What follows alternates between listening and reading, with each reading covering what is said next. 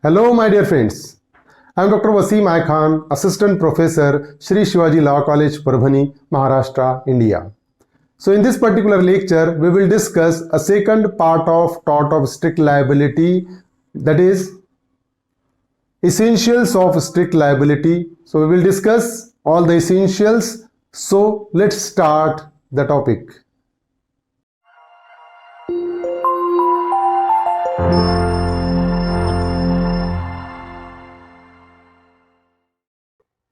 Essentials of strict liability. In the previous lecture, we have discussed the base of strict liability.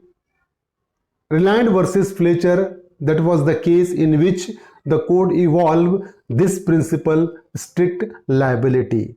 In that particular case, the defendant construct an artificial reservoir by appointing an independent contractor, but while constructing a reservoir, the independent contractor found some unused shaft which are connected to the coal mines of a plaintiff, but he negligently filled those shafts, and when the water filled in that particular reservoir, the water burst through those shafts and the coal mines of the plaintiff got flooded. So plaintiff filed a suit against the defendant, and court evolved this principle, strict liability, and held liable to the defendant. And the court says that whenever any person brought any dangerous thing on his premises, and if it escapes, and if the non-natural use of land is there, the liability of person will be a strict liability. So in this lecture, we will discuss concept of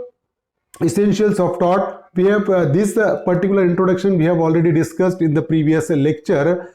Sometimes the person is liable even if he has not intention to cause any harm to another person. Sometimes the person took a possible effort to avoid the loss, but the liability of person will be a strict liability due to the existence of a certain circumstances, and we will discuss those circumstances in this lecture.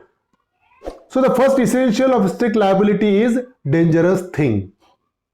So if a plaintiff wants to hold liable to the defendant, plaintiff has to prove whatever the thing brought by the defendant, that thing is dangerous one.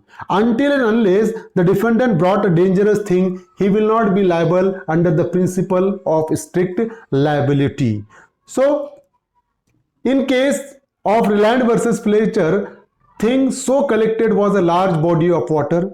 So in the Reliant versus Fletcher, the defendant collected a large amount of water, and the court says that it amounts to a dangerous thing, and that's why defendant was held liable under the principle of strict liability. So it also applies, dangerous thing also applies to the explosive material. If a person brought a explosive material on his land, it amounts to a dangerous thing. Then if the person brought any dangerous gases on his premises, it amounts to a dangerous thing.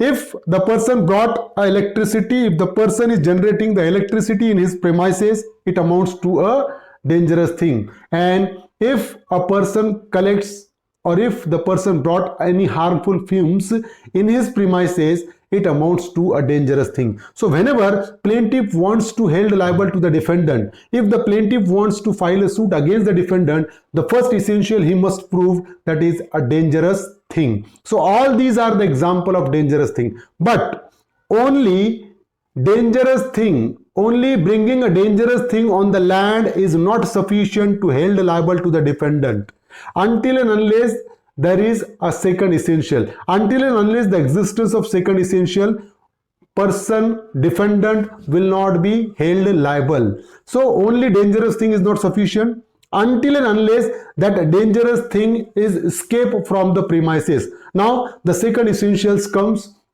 and second essential is escape. So only bringing a dangerous thing on the land is not sufficient to hold any person liable under the principle of strict liability.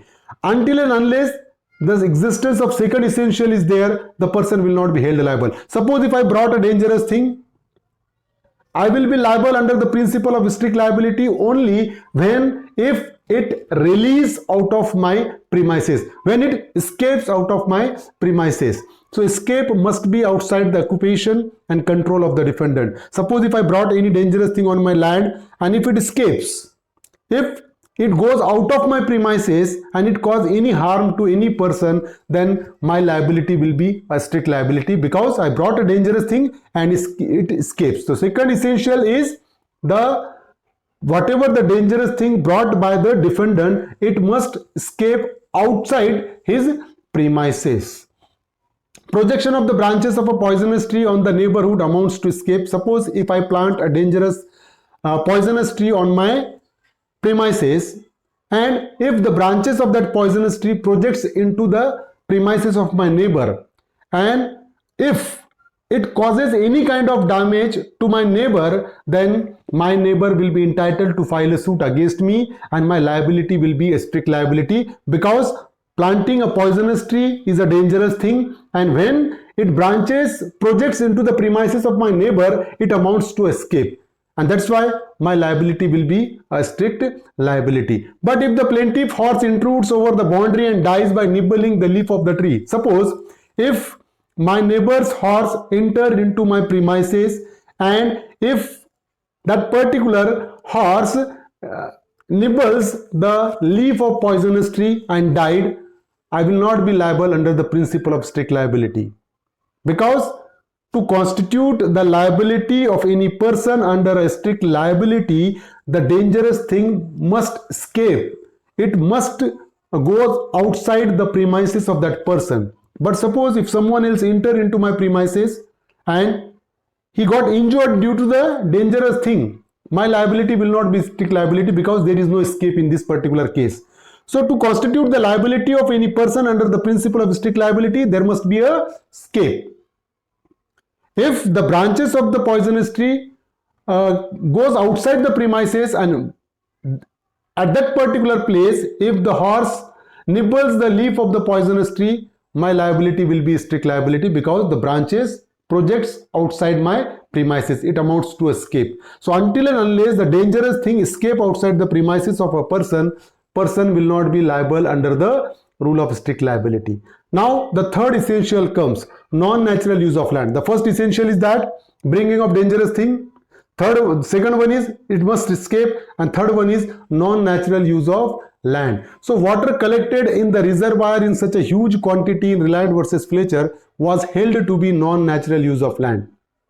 So in the Reliant versus Fletcher, the defendant collected a large quantity of water and the court says that accumulation of such kind of large quantity of water comes under the category of non-natural use of land, and that's why the court held liable to the defendant under the principle of strict liability. So if I brought a dangerous thing on my premises and if it escapes and when it amounts to a non-natural use of land, then only I will be liable for the tort of strict liability, otherwise not. So the use of land must be a non-natural one. So Chakki versus Saz, that is the particular case. The fire in a house in a grate is ordinary, natural and proper.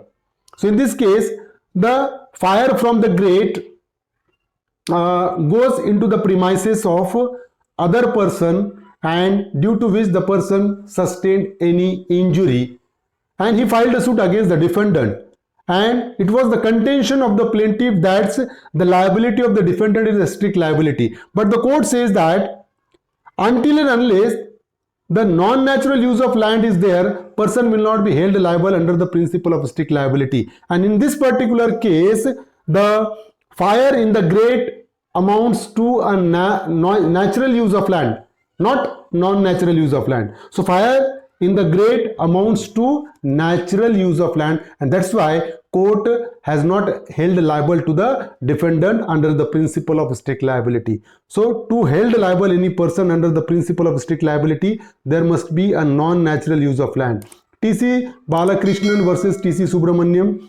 The use of explosive in open ground even on a day of festival is a non-natural use of land. The court held in this particular case that Even on the day of festival, use of explosive on the open ground amounts to a non-natural use of land, and the liability of person will be a strict liability. So these are the three essential which the plaintiff has to prove if he wants to get a compensation under the principle of strict liability. The first one is the defendant must brought a dangerous thing on his land, and the second one is that a dangerous thing must escape outside the premises of that person, and the third one is the non-natural use of land must be there. If these three essentials are there, then only plaintiff will get a compensation. So this is the essential of strict liability. I hope you understand this topic. If you understand this topic, please subscribe my channel, hit the notification button, hit the like button, and share this video with your friends. Thank you very much.